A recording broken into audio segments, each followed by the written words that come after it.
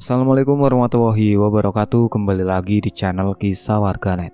Tentunya masih dengan Wira yang akan menemani kalian beberapa menit ke depan. Video kali ini saya akan melanjutkan cerita sebelumnya yang berjudul Ratna Pendaki Hilang Gunung Ciremai. Seperti apa kelanjutan ceritanya?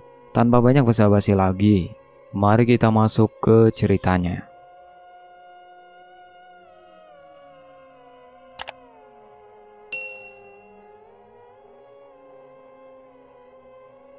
Ternyata selama di pos kuburan kuda, 5 pendaki yang ketakutan di dalam tenda pernah melihat sosok Ratna.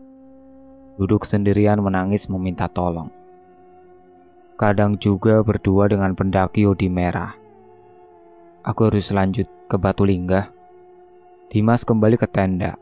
Dia bersiap untuk mendaki sampai pos Batu Linggah. Ratna pasti ada di sana, entah masih hidup atau tidak. Batu Linggah dulu terkenal sebagai persinggahan Sunan Gunung Jati. Setelah Sunan Gunung Jati tidak berada di Batu Linggah, Nyi Linggi datang ke tempat tersebut. Dia ingin menggantikan Sunan Gunung Jati, dan tentu saja gagal. Sejak Nyi Linggi meninggal, kerap ada penampakan Nyi Linggi dengan sosok 2 ekor macan tutul. Nyi Linggi kerap dikenal sebagai sosok jahat yang sering mengganggu pendaki hingga tersesat dan hilang.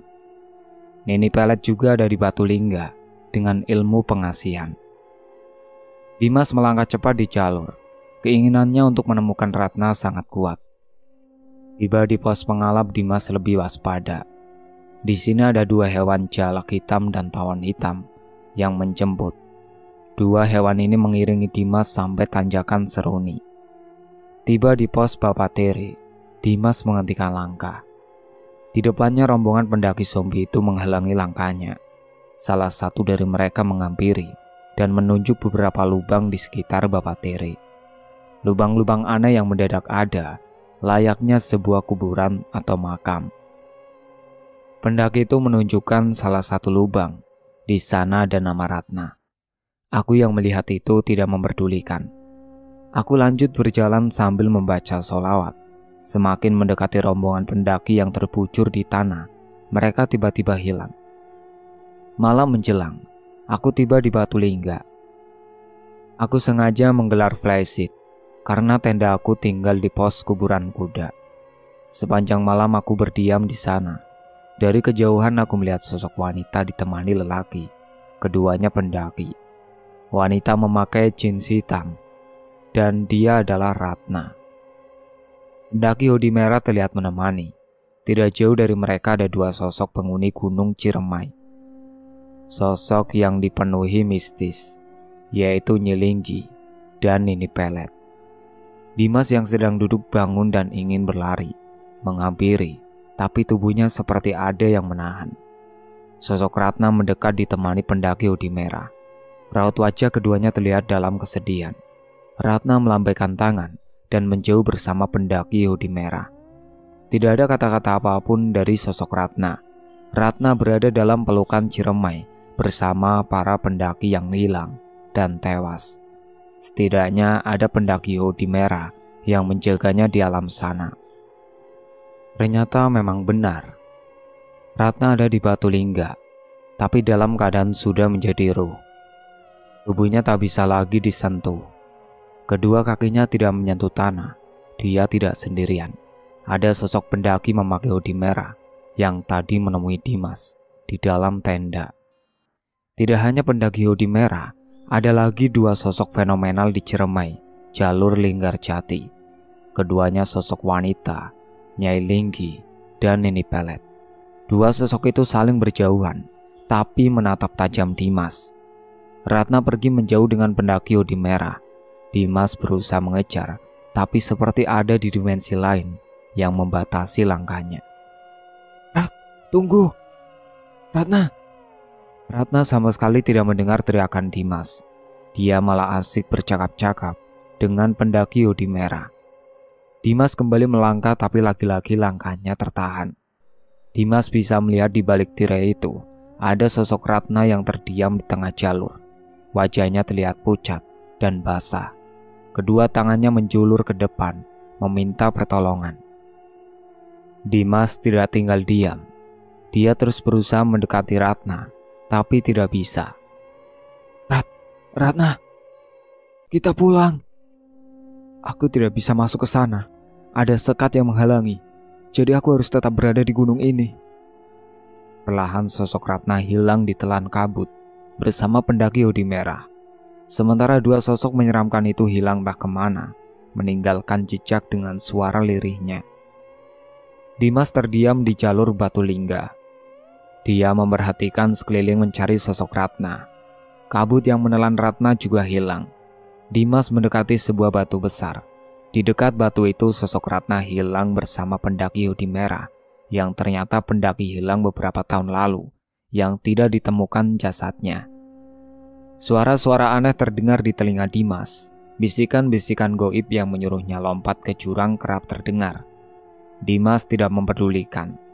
Tujuannya ke sini untuk mencari Ratna dan membawanya pulang, walaupun hanya tinggal jasadnya. Tapi jasad Ratna hilang tak berbekas. Bahkan tulang belulangnya pun tidak ada. Sangat aneh, padahal hilangnya belum juga sebulan, baru 1 minggu lebih. Lompat. Bisikan menyuruh lompat ke jurang terus terdengar. Hampir saja logika Dimas hilang. Dan menuruti suara itu, Dimas terus beristighfar dan membaca sholawat. Bayangan sosok Nyilinggi terlihat di sekitar batu besar bersama 2 macan tutul penjaganya. Sosok itu sering mengganggu pendaki, mengganggu konsentrasi pendaki agar salah jalur dan hilang tanpa ditemukan jasadnya. Apa mungkin Ratna hilang karena Nyilinggi? Suasana malam yang sebelumnya sadu berubah menjadi menyeramkan. Angin kencang hampir membuat Dimas terlempar, tapi untungnya Dimas berpegangan pada pohon besar. Suara auman macan terdengar dari arah belakang Dimas. Dimas menoleh. 2 macan tutul besar terlihat mendekati Dimas. Dimas gemetar sangat ketakutan. Di saat seperti ini hanya Allah Subhanahu wa Ta'ala yang bisa menolong. Dimas membaca doa dan terus bersolawat. Dia teringat garam kasar di dalam tas lempangnya. Dia ambil dan dibacakan solawat. Dihembuskan lalu dilemparkan ke arah 2 macan tutul yang semakin mendekat. Hilang. 2 macan tutul itu hilang. Dimas yakin 2 macan tutul itu makhluk goib yang kerap bersama Nyilinggi. Dimas bergegas melangkah turun untuk menuju tendanya yang terpasang di kuburan kuda. Sepanjang turun gangguan goib Nyilinggi terus menghantui, disertai auman macan tutul. Sesekali Dimas nyaris tersandung akar pohon yang berada di jalur. Sampai suatu saat, Dimas terdiam. Langkahnya terhenti. Di depannya, ada sosok lelaki duduk bertelanjang dada di atas batang pohon besar yang melintang di jalur. Sosok lelaki muda itu sedang bermain gitar. Ini apa lagi ya Allah? Dimas gemetar. Keringat dingin bercucuran. Dia sadar sosok di depannya itu bukanlah manusia. Perlahan sambil membaca sholawat, Dimas mendekati sosok lelaki muda yang bermain gitar. Suara gitar terdengar begitu menyayat hati, membuat kalbunya menangis. Siapa dia? Apa dia salah satu pendaki hilang di gunung ini? Dimas memberanikan diri melewati sosok lelaki muda itu. Dia ingin cepat tiba di tendanya. Tubuhnya sudah lelah mengalami berbagai teror, tapi setidaknya hatinya lega. Sudah melihat sosok Ratna di batu lingga. Permisi bang. Dimas menyapa sosok lelaki itu yang masih bermain gitar. Tak ada jawaban sama sekali. Dimas terus berjalan dengan sesekali melihat ke belakang. Sosok lelaki itu masih ada, tapi pandangannya beralih menatap Dimas. Hati-hati bang.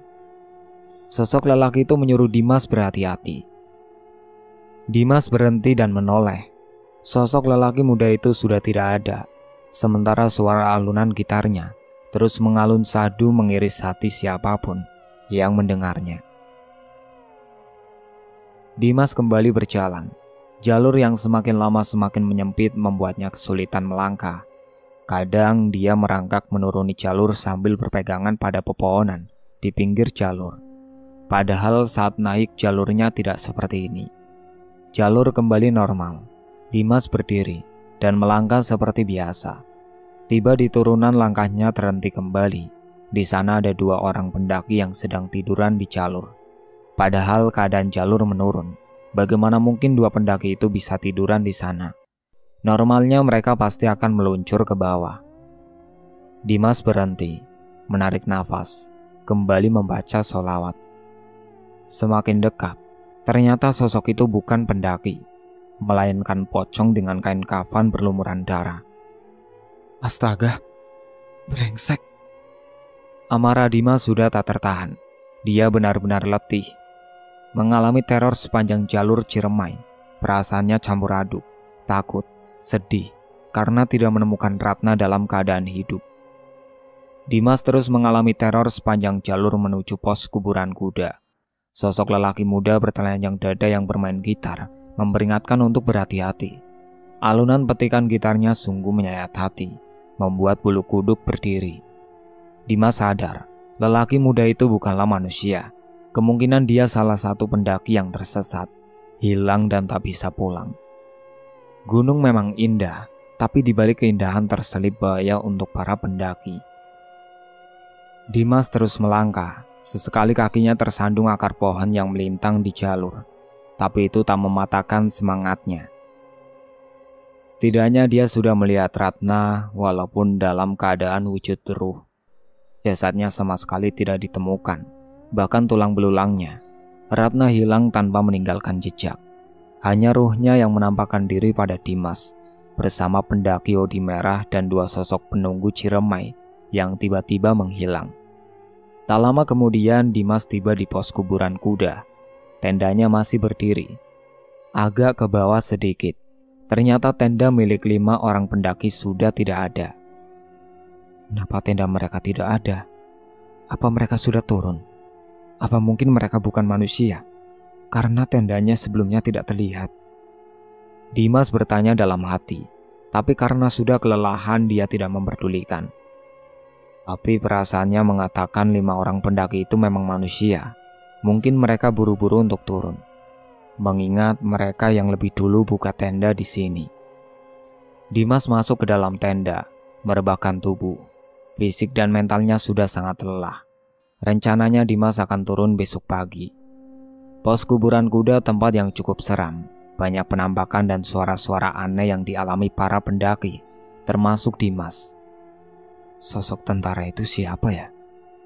Dimas mengingat kembali pada sosok tentara yang mendatangi, dan juga sosok pendaki hoodie merah yang masuk ke dalam tenda dan menyampaikan pesan. Itu juga pendaki hilang, dan dia juga bersama Ratna. Astaga, Ratna, apa kesalahan yang kamu lakukan? Dimas meyakini Ratna melakukan kesalahan besar yang membuat penghuni Gunung Ciremai murka. Sudut pandang Ratna. Aku terpisah dengan teman-temanku. Aku cari ke segala arah, semua temanku tidak ada. Aku takut sendirian di sini. Tempat ini sudah berbeda dari sebelumnya. Sosok-sosok aneh banyak mendekatiku. Jalur yang tadi ada mendadak hilang dan terputus. Aku hanya bisa duduk di sebuah batu besar sambil menunggu ada yang menemukanku. Tapi kenapa teman-temanku tidak mencariku? Mereka pulang tanpa memperdulikanku yang terkurung di sini. Tuhan, tolong aku. Aku ingin pulang. Aku ingin keluar dari sini. Berkali-kali aku teriak, sama sekali tidak ada yang mendengar. Tuhan pasti mendengar, tapi mereka diam. Apa salahku? Aku ingat, di jalur tadi, aku membuang pembalut. Tanpa ada yang tahu, aku buang diam-diam di pinggir jalur. Saat teman-temanku sudah jauh berjalan di depan, aku kembali bersama teman-temanku, tapi tiba-tiba suasana berubah. Aku tidak melihat mereka. Aku berada di dimensi lain Gunung Ciremai. Dimas yang sudah berada di dalam tenda tidur dengan lelap. Dia tidak menyadari ada sosok wanita mendekat. Sosok pendaki dengan rambut panjang dan memakai topi. Sosok itu Ratna. Pagi itu Dimas membereskan tenda Semua perlengkapan mendaki sudah dimasukkan ke dalam keril. Semalam tidak ada gangguan sama sekali. Dimas melangkah turun menuruni jalur. Langkahnya tertatih karena tubuh yang masih letih. Dimas tidak menyadari ada sosok wanita yang ikut dengannya. Sosok itu mengikuti Dimas di belakang. Ternyata sosok Ratna dalam bentuk ruh itu pulang bersama Dimas. Tiba condong amis, semua aman. Rombongan pendaki zombie sama sekali tidak terlihat. Tiba di base camp, Dimas istirahat, minum kopi, dan makan. Selesai semua, Dimas mencari bus yang menuju Bandung, tempat tinggalnya yang juga tempat tinggal Ratna, Desa Sindang Sari. Bus jurusan Bandung datang. Dimas lekas naik. Perjalanan memakan waktu seharian. Malam menjelang, Dimas baru turun di Desa Sindang Sari. Sosok Ratna masih mengikuti. Dimas tidak menyadari salah satu penumpang bus ada yang ketakutan karena bisa melihat sosok Ratna yang berwajah pucat. Masuk ke dalam Desa Sindang Sari keadaan sangat gelap. Dimas harus berjalan cukup jauh ke dalam sana. Suara-suara aneh mengiringi langkah Dimas yang saat itu tidak ada ketakutan sama sekali, seperti sebelumnya. Apalagi dia harus melewati pohon besar yang angker. Di pohon itu Dimas bertemu sosok lelaki tua tanpa kepala. Dimas berhenti saat melewati kebun warga. Banyak sekali penampakan yang dilihatnya. Tanpa ada angin, pepohonan bambu di kebun warga bergerak. Lama-kelamaan semakin kencang. Dimas mengamati deretan pepohonan yang bergerak kencang. Dimas mundur selangkah saat melihat ada sosok wanita di antara pepohonan bambu. Sosok wanita tua dengan tali tambang terikat di leher. Sosok itu melihat ke arah belakang Dimas. Buati? Dimas gemetar. Sosok di depannya sangat mengerikan. Itu sosok Wati, ibu Ratna yang hilang di Ciremai. Tatapan Bu Wati tidak ke arah Dimas, tapi arah belakang Dimas, seakan ada seseorang di sana. Tatapan Bu Wati sedih teramat dalam, seperti kehilangan yang teramat sangat. Sementara itu dari arah belakang Dimas, terdengar suara lirih memanggil ibunya. Suaranya halus dan samar, dan lirih, menusuk kalbu, bukan suara manusia. Dimas menoleh ke belakang, tidak ada siapa-siapa. Sementara itu, sosok Bu Wati melayang mendekat pada Dimas, bukan pada Dimas, tapi ke belakang Dimas. Dimas ketakutan. Sosok Bu Wati sungguh menyeramkan. Tanpa melihat ke belakang, Dimas lari. Di dalam hati terus membaca doa. Menurutnya ini lebih seram dari melihat apapun di gunung. Mengingat Bu Wati sangat tidak menyukainya, hingga melarangnya berhubungan dengan Ratna. Semakin Dimas berlari, semakin terdengar jejak langkah tanpa wujud. Dimas tiba di rumah Bisaroh yang tak terlalu jauh dari rumah Ratih, ibunya. Dia berhenti tepat di depan pagar rumah Bisaroh. Sepertinya Bisaroh ada di rumah. Dimas mendengar suara Bisaroh sedang mengobrol entah dengan siapa. Suara di dalam rumah itu terdengar ramai. Banyak juga suara anak-anak kecil sedang bercanda. Sosok yang mengikuti Dimas juga berhenti. Jejak langkahnya tak terdengar lagi. Tiba-tiba, pintu rumah Bisaroh terbuka. Itu memang benar Bisaroh. Anehnya, saat melihat Dimas, Bisaroh terlihat sangat ketakutan. Tubuhnya gemetar sambil menunjuk-nunjuk ke belakang Dimas. Tentu saja Dimas heran, siapa yang ditunjuk oleh Bisaroh. Lelaki tampan itu belum mengetahui kalau sosok Ratna dalam bentuk ruh ikut pulang, kembali ke desanya. Astaga, tetangga Dimas yang baru saja pulang dari bekerja ketakutan melihat sosok di belakang Dimas. Itu Ratna. Sosok itu yang kerap mengetuk pintu rumah warga di tengah malam. Bahkan yang dikenakan juga sama saat dia hilang. Dimas menoleh ke belakang. Sama sekali tidak ada siapa-siapa. Kenapa mereka berteriak, menyebut nama Ratna? Apa mungkin Ratna ada di sini? Sosok Ratna terus mengikuti di belakang. Sementara itu Bisaroh sudah masuk ke dalam rumah, menutup pintunya rapat-rapat. Ratna memang keponakannya, tapi semenjak hilang Ratna yang dikenal baik berubah menjadi menyeramkan dan sering meneror warga di tengah malam. Sampai tidak ada satupun warga yang berani keluar rumah. Dimas tiba di rumah. Ibunya dan juga Mang Sarip sudah menunggu. Mereka khawatir karena Dimas pulang terlambat. Mereka takut terjadi apa-apa dengan Dimas di Gunung Ciremai. Ya Allah Dimas, kenapa pulangnya telat 1 hari? Ibu khawatir nak. Bagaimana Ratna? Apa sudah ditemukan? Dimas tidak menjawab. Tubuhnya letih. Teror di Gunung Ciremai membuat mentalnya hancur. Dimas melihat Mang Sarip yang tertegun melihat arah belakang Dimas. Pandangannya tajam ke satu titik. Ada apa, Mang? Mang Sarip menunjuk arah di belakang Dimas. Ada yang ikut. Ikut? Siapa yang ikut? Dimas bertanya. Biarpun sebenarnya dia menyadari ada sosok yang terus mengikuti di jalur turun Gunung Ciremai. Dimas tidak terlalu memperdulikan. Di gunung sudah biasa diikuti sosok. Paling sampai base camp, mereka hilang. Tapi kali ini Dimas diikuti sampai desanya. Bahkan ke rumahnya. Siapa yang ikut, Mang? Dimas melihat ke segala arah. Tidak ada siapa-siapa. Yang ada hanya suara desiran angin dan gesekan dedaunan. Ratna yang ikut. Ternyata sosoknya juga ada di Batu Lingga dan mengikuti Dimas. Di saat malam hari, sosok Ratna kerap mengetuk pintu rumah warga setiap malam. Itulah akhir ceritanya. Sekian dari saya. Wassalamualaikum warahmatullahi wabarakatuh.